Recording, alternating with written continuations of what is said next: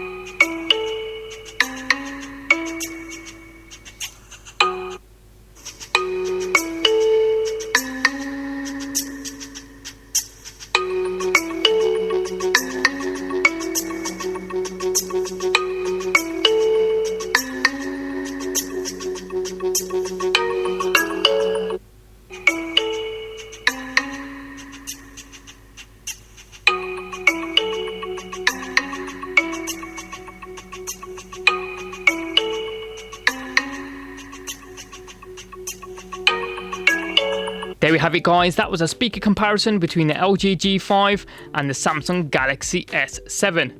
What did you think? I know it's always going to be hard getting good sound reproduction from these small drivers at the sides of these handsets, but I thought the G5 may have provided a slightly wider sound stage to the S7, with the S7 being slightly tinnier. Was it me, or was it just simply the music selected? As ever, any comments or questions you guys have got, hit them up in the comment section down below there. Please like, subscribe and tag along on social media at InamGafoor. Thanks for watching, have a wicked day, and I'll see you next time.